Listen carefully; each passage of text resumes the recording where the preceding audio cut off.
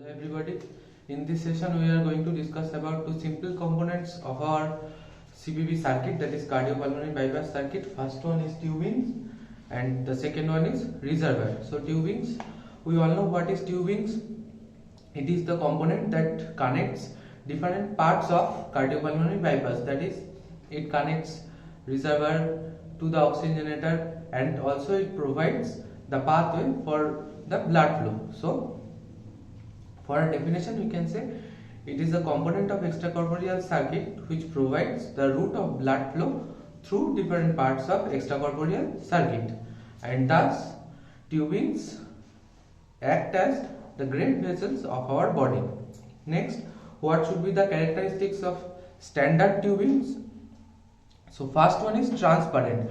Why transparent? So that we can see through the tubings, because if in case of AR embolism, if we cannot see through tubings, then by chance any microembolism goes into the circuit, that will flow into the patient. So tubings must be transparent so that we can see through the surface inside, and then tubings should be resilient. Why resilient? Because it should be able to withstand with the pressure that is applied on it especially by the occlusive roller pump. Next, it should be flexible so that it can be bent or used as we want. Next is proper hardness. So tubings must have the proper hardness, not very hard, otherwise it will crack, and not very soft. And next is it should be biocompatible as much as possible, otherwise it will cause, we all know, it will cause systemic inflammatory response of body. It will induce the complement system, it will induce the coagulatory system, etc. because it does not have the endothelium like our vessels. So it must be biocompatible as much as possible. And how it is done? It is done through different types of coatings, by different types of coatings to the inner surface of the tubings, like heparin coating or violin coating, etc. Next is it must be rupture proof and non-toxic. It should be made with non-toxic materials and it must be rupture proof, otherwise if it cannot withstand the pressure and ruptures in the middle of the case, then a massacre will happen. Next is types of tubings. So the most common type of tubing which we use in our routine bypass is the PVC tubings, that is polyvinyl chloride tubing, or more specifically plasticized polyvinyl chloride tubing. Next is, in our routine circuit we also use silicone coated tubings, where in the loop inside the pump head. So these are the two most common type of tubings which we use in our daily routine CBB. And next, there are two other coatings. They are heparin coatings and violin coatings. Violin is coating of both heparin and albumin. These two are more biocompatible and usually used in case of when length of cases are expected to be longer than normal. So especially in case of ECMO, we use the violin coated or heparin coated surface. So if we see the biocompatibility of all the four types of tubing material, then the most biocompatible material is the violin and the least biocompatible material is the PVC. So if we arrange according to the biocompatibility, then it will be violin greater than heparin, greater than silicon, and greater than PVC. That means PVC is the least biocompatible and violin is the most biocompatible. Now what are the advantage of these different materials? First, PVC. So PVC advantage is it is very thermal stability. It has a very thermal stability, very much broad spectrum of thermal stability. It is transparent and cost effective. That is, it has low cost, so it reduces the cost of routine surgery. And disadvantage is stiffness. Mainly with the reduction in temperature, it becomes stiffer, and it cannot be used within the roller pump long time, otherwise spallation will occur or rupture may occur. Next is silicone coated. It is more soft and it can be used inside the roller pump. As I said earlier, in routine case we always use siliconized tubing inside the roller pump head, and it is more biocompatible than the PVC tubings. Disadvantages again spallation and fatigue. For heparin and Biolen coated, they have more broad range of thermal stability. So advantages are they have more broad range of thermal stability, they are more resilient, their biocompatibility are more than PVC or silicone, and they can give long term support, as well as they are more biocompatible, so that they cause less amount of inflammatory response in the body. And the disadvantage for the main reason which we cannot use those coated circuits in our routine CPB is the cost. These circuits are very much costly. Now the sizings, we all know in which sizes the tubings are available. So before telling the sizes, I would like to say that always remember by the size which tubings are denoted, that size is the size of their internal diameter, not the external diameter. Means all tubings will have some thickness. This is the tubing's outer diameter, and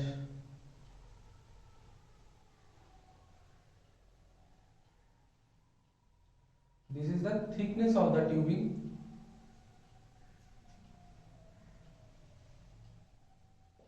So we always denote tubings as per their inner diameter, and the main type of tubings which are available are half inch, 3/8 inch, quarter inch, and 3/16 inch. 3/16 is the smallest tubings available, and half inch is the highest size available. Now for all the type of tubings we have seen, the common complication is spallation with time.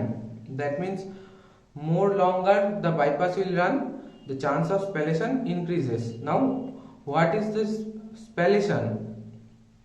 So repeated compression of roller pump on the tubings causes material fatigue, and as a result small microparticles from tubings inner material generate from the inner layer of the tubings. This process is called spallation. तो spallation की ना continuous আমাদের যে occlusive roller pump, সে যে continuous pressure দিচ্ছে সেই টিউবিংস এর উপর, তো তার ফলে টিউবিংস এর ইনার লেয়ার থেকে মাইক্রো পার্টিকেলস যখন তৈরি হয় সেটা আলাদা হয়ে যায় টিউবিংস এর ইনার লেয়ার থেকে, মেইনলি লেয়ারের মতো উঠে আসে এবং সার্কিট আমাদের সার্কুলেশনে মিশে যায়, and they may cause embolism and other responses like inflammatory responses and many other things. এই ফেনোমেনাকে বলা হয় স্প্যালেশন। তো এর জন্য মেইনলি দায়ী কি না occlusion pressure. The next component is the reservoir. So what is a reservoir? Reservoir is the part of the circuit where the blood is stored temporarily. That means the reservoir is that component in which we take the venous drainage from the patient. So what is the job of this component? The job of this of this reservoir is basically to do the duty of the atrium. In the normal physiology, the job that our atrium of heart does, that job is done by the reservoir in cardiopulmonary bypass circuit. So what are the importance of venous reservoir? What is the importance of reservoir? To store the excess amount of blood when heart and lungs are bypassed, and second one is give perfusionist time to manage and avoid pumping air when venous return decreases than the flow rate which we are giving, and it also acts as a huge bubble trap. We all know these things, so I am not translating in Bengali or not elaborating it. Next we are going to discuss about the types of reservoir. So depending on material, we all know reservoirs are of two types, hard shell and soft shell. So hard shell, from the meaning we all know, it has a hard outer shell which is again made of polycarbonate, and soft shell, that means it has a shell which is softer, and it is actually a plastic bag reservoir, also called as closed type of reservoir, whereas the hard shell reservoir is called as the open type of reservoir or open reservoir. So soft shell reservoir, the main advantage of soft shell reservoir is it will prevent any accidental air entrance. In case of hard shell reservoir, by chance if anyone misses that the level of the reservoir is low and they continues to give the flow in high rate, they can cause air embolism into patient. But in case of soft shell reservoir, when there will be no blood in the bag will collapse. You all know that is in case of soft bags, due to air pressure of outer atmosphere, when there is no blood inside it, if you try to give flow, the bag will collapse, and that will prevent any accidental air embolism. But the main advantage of hard shell reservoir is it is easier to prime, and mainly it facilitates us with vacuum assisted venous drainage and kinetic assisted venous drainage when needed. That means mainly in case of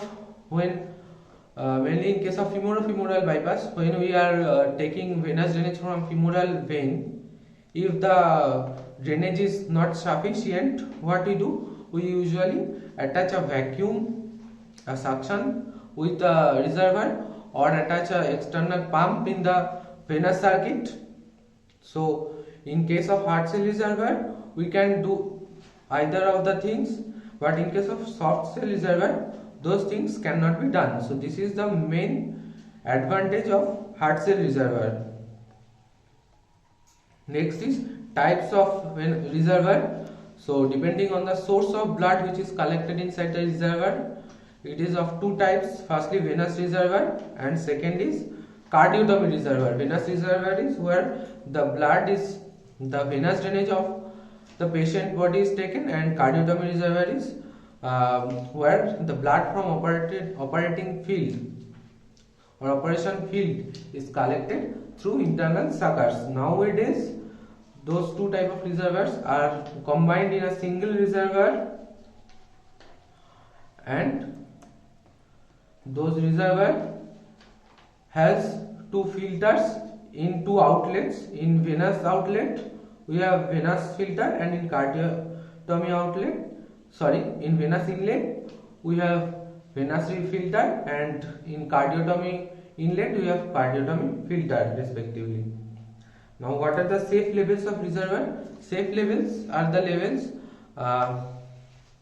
which we avoid to go below the level below which we avoid to go is the safe level, and the recommended safe level for adult reservoir is 200 ml, for pediatric is 75 ml, and in neonatal it is 40 ml. In every reservoir there are labels, usually there are labels marking the marking the amount of blood in milliliter, and those, if you see in the lower part, the safety levels are marked with different colors so that we never miss the safety levels during giving perfusion. So what are the disadvantages? So venous reservoir is the only part of extracorporeal circuit where the blood remains in contact with air for longer time, and this causes and this needs very high amount of anticoagulation, otherwise we cannot maintain the liquidity of blood outside our body, and it also causes blood damage to blood components due to direct air blood contacts. So these were very easy and well known topics, so I am not much elaborating this. I have given only the information that is needed to be written in your examination hall, as well as to keep in your knowledge. So I think you all have understood it, and before my class you all already know it. So this is all for the today. This is all for this session, and goodbye, take care and stay happy.